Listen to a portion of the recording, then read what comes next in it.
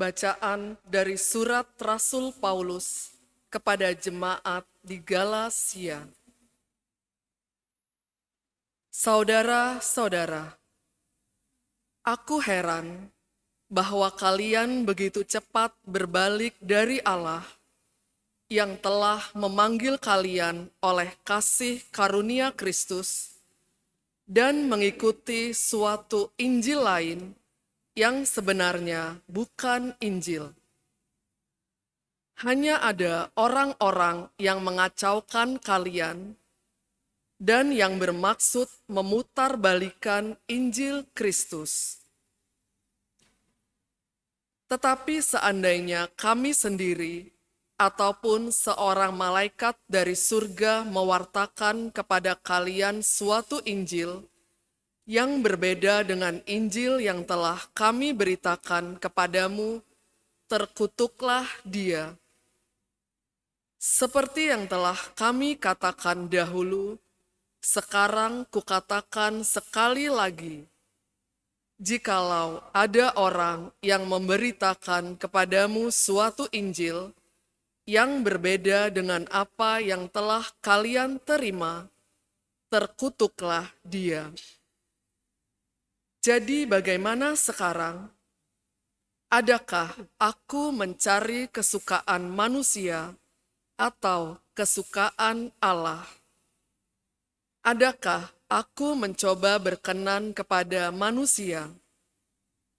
Sekiranya aku masih mau mencari perkenaan manusia, maka aku bukanlah hamba Kristus.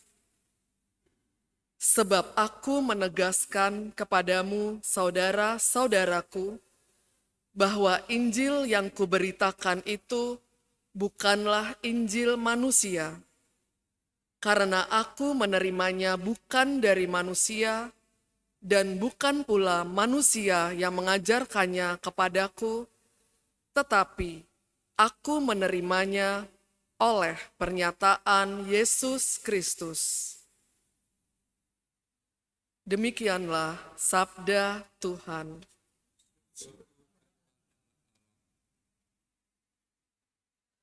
Tuhan selalu ingat akan perjanjiannya.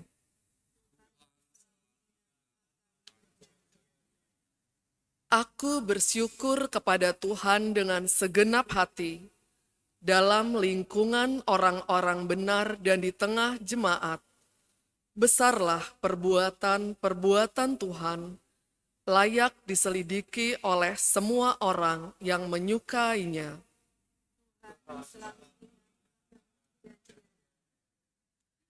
Perbuatan tangannya ialah kebenaran dan keadilan, segala titahnya teguh, perintahnya lestari untuk selama-lamanya, dilakukan dalam kebenaran dan kejujuran.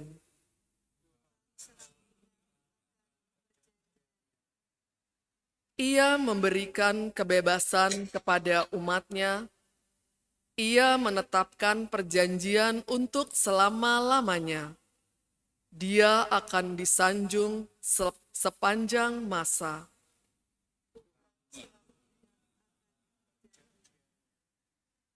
Haleluya, haleluya, haleluya. Haleluya, haleluya, haleluya.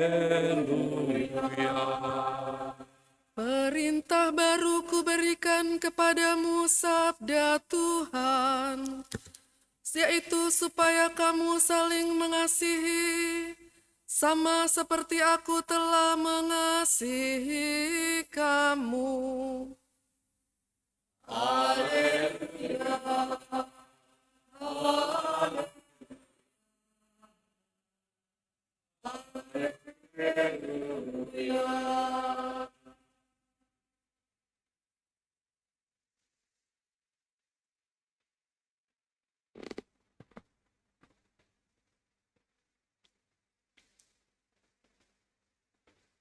Tuhan bersamamu.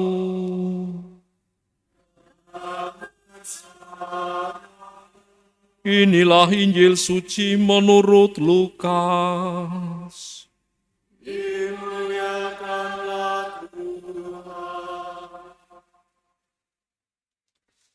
Pada suatu ketika seorang ahli kitab berdiri hendak mencobai Yesus.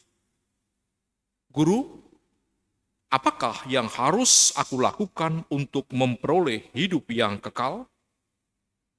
Jawab Yesus kepadanya, apakah yang tertulis dalam hukum Taurat? Apa yang kau baca di sana? Jawab orang itu, kasihilah Tuhan Allahmu dengan segenap hati dan dengan segenap jiwamu, dan dengan segenap kekuatanmu dan dengan segenap akal budimu, dan kasihilah sesamamu manusia seperti dirimu sendiri. Kata Yesus kepadanya, benar jawabmu itu. Perbuatlah demikian, maka engkau akan hidup. Tetapi untuk membenarkan dirinya orang itu berkata lagi, dan siapakah sesama manusia? Jawab Yesus, adalah seorang yang turun dari Yerusalem ke Yeriko. Ia jatuh ke tangan penyamun-penyamun yang bukan saja merampok habis-habisan, tetapi juga memukulnya, dan sesudah itu meninggalkannya setengah mati. Kebetulan ada seorang imam turun melalui jalan itu. Ia melihat orang itu, tetapi ia melewatinya dari seberang jalan. Demikian juga seorang Levi datang ke tempat itu. Ketika melihat orang itu, ia melewatinya dari seberang jalan. Lalu datanglah ke tempat itu seorang Samaria yang sedang dalam perjalanan. Ketika ia melihat orang itu, tergeraklah hatinya oleh belas kasih. Ia pergi kepadanya lalu membalut luka-lukanya, sesudah menyiraminya dengan minyak dan anggur. Kemudian ia menaikkan orang itu ke atas keledai tunggangannya sendiri, lalu membawanya ke tempat penginapan dan merawatnya. Keesokan harinya, ia menyerahkan 2 dinar kepada pemilik penginapan itu, katanya, rawatlah dia. Dan jika kau belanjakan lebih dari ini, aku akan menggantinya waktu aku kembali. Menurut pendapatmu, siapakah di antara ketiga orang ini adalah sesama manusia dari orang yang jatuh ke tangan penyamun itu? Jawab orang itu, orang yang telah menunjukkan belas kasih kepadanya. Yesus berkata kepadanya, pergilah dan lakukanlah demikian.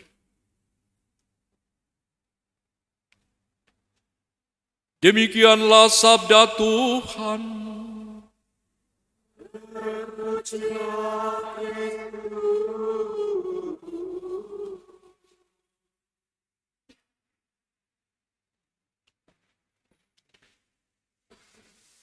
Umat Allah yang terkasih, Ekaristi yang kita jalani sore hari ini, meditasi, kontemplasi, bacaan rohani, mawas diri, ulah rohani dan sebagainya, itu akan membawa kita sebagai pribadi yang sungguh boleh menghantar kita memiliki yang namanya kesalehan ritual. Kesalehan rohani atau kesalehan ritual ini diharapkan sungguh pada akhirnya mampu melahirkan kesalehan sosial.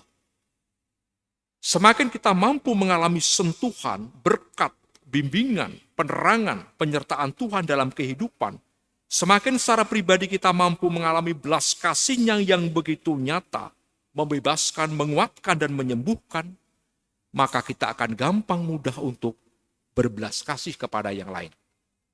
Kita akan menjadi lebih manusiawi, solider, simpati, dan empati.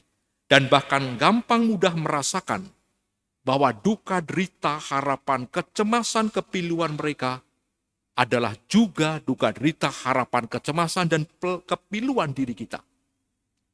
Maka dengan sikap belas kasih, kita akan hadir dan memberikan solusi bantuan yang dibutuhkan. Tidak mempertanyakan mengapa engkau begitu, dan lain sebagainya. Dan itulah yang dilakukan oleh orang Samaria yang baik hati. Dia orang yang nomor 2, dipandang kelompok paria, dipandang sebelah mata oleh bangsa Israel. Tetapi justru dia mampu memberikan contoh dan teladan hidup yang baik. Sebaliknya, orang Levi, para imam yang tahu persis tentang isi hukum Taurat, tentang isi kedalaman dan makna yang termaktub di dalamnya. Rupa-rupanya mata hati mereka begitu beku, hati mereka begitu beku, mata mereka begitu buta, sehingga seakan-akan orang yang seperti itu yang tidak dia kenal tidak layak untuk dibantu. Tetapi justru orang Samaria, the good Samaritan ini, menjadi molde dan cara bagaimana kita sungguh hidup beriman. Tanpa diketahui banyak orang, tetapi mampu mengimplementasikan hidup secara konkret. Jangan-jangan ini menjadi autokritik bagi kita. Kita seringkali berdoa, doanya juga kadang nangis-nangis, kadang-kadang kusuk di dalam gereja, kan begitu kan, sambil menepuk-menepuk dada. Tetapi setelah pulang mungkin kita melakukan tindakan kekerasan, pemulihan, dendam, iri. Pertanyaannya, ada sesuatu yang tidak beres berarti di situ. Ada sesuatu yang nggak nyambung di situ. Jangan-jangan seperti para Levi dan para imam tadi. Beragama, beriman, tetapi hanya pada level lapis luar saja. Tidak sampai menyempuh kepada inti kedalaman sehingga tidak mampu mentransformasi hidupnya berbelas kasih seperti orang Samaria. Kemudian menurut saya juga pesan yang mendasar adalah bahwa kita diminta untuk dalam kondisi apapun menjadi duta-duta cintanya, menjadi duta-duta belas kasih, menjadi duta-duta kerahimannya. Maka hanya dengan demikian maka akan banyak orang yang terselamatkan, banyak orang yang terbebaskan dari belenggu derita, dari kesulitan, dari kelemahan, dari keterbatasan, dan dari kemiskinan. Tanpa harus bertanya, mengapa engkau begitu? Kok malang betul nasibmu? Tidak perlu kita bertanya, dari manakah engkau? Tidak penting bagi kita. Tetapi seperti orang Samaria, hati kita begitu gampang mudah tergerak oleh belas kasih. Dia mengajari kita untuk bagaimana menjadi duta damai, duta cinta, duta kerahiman, belas kasih, tanpa harus melihat siapa mereka.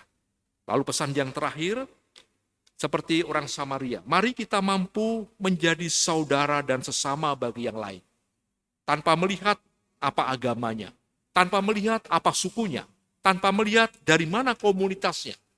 Dan sekaligus kita juga mampu melihat orang lain sebagai sesama dan saudara. Kita menjadi sesama dan saudara bagi orang lain, dan kita melihat orang lain itu menjadi sesama dan saudara bagi kita. Semoga permenungan ini menjadi autokritik dan bahan refleksi untuk menempatkan diri sebagai orang-orang yang sungguh mampu mengubah kehidupan, mampu mengejawantahkan kesalehan spiritual menjadi kesalehan sosial. Dimuliakanlah Tuhan kini dan sepanjang segala masa.